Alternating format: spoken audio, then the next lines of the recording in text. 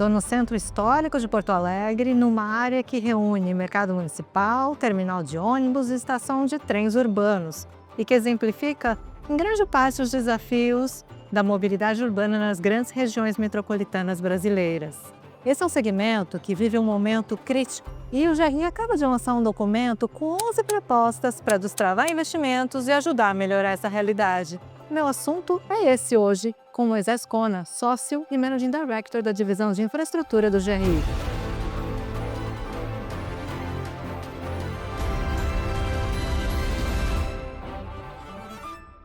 Moisés, por que o GRI decidiu abraçar esse tema da mobilidade urbana, construções e agora o lançamento de um documento com 11 propostas para apoiar avanços nesse setor? Mobilidade urbana, ela deixou de ser um tema apenas operacional e passou a ser um eixo estratégico de desenvolvimento econômico, de inclusão social e também de transição climática. E no GRI a gente foca justamente nesse ponto de intersecção entre o poder público, entre os operadores e os investidores. O que nós observamos nos últimos anos é um cenário que levanta algumas preocupações.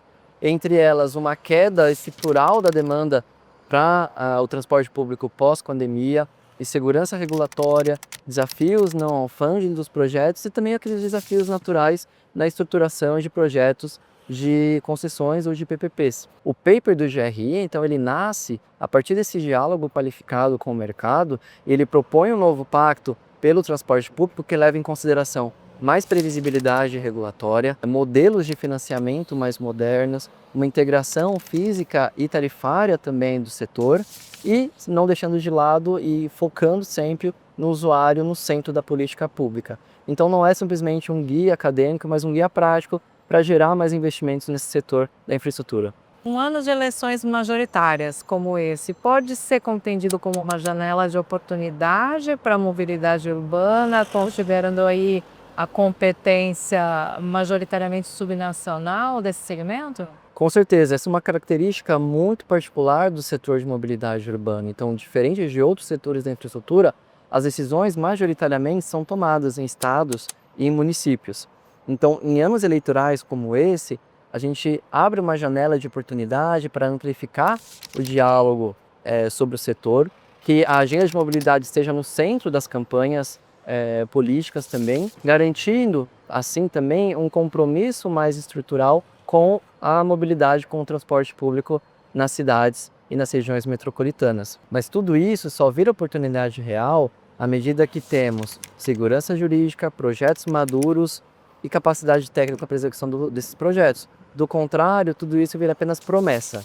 Então nós no GRI nós atuamos justamente nesse caminho de viabilizar um ambiente favorável para que esses projetos aconteçam. Qual a importância da aprovação do regime de urgência na Câmara do PL do Marco Legal do Transporte Coletivo Urbano?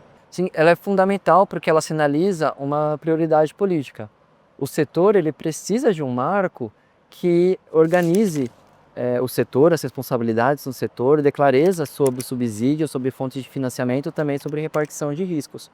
Sem isso, o investidor continua olhando o Brasil com muita cautela. O regime de urgência, ele acelera o debate, ele cria a possibilidade de termos ainda nesse ciclo legislativo uma nova base legal para que esses novos projetos possam ser estruturados aqui no Brasil. A gente tem visto novidades nas últimas semanas, como a apresentação do projeto de concessão do transporte coletivo aqui da região metropolitana de Porto Alegre, também a abertura da consulta pública da concessão do metrô de Recife.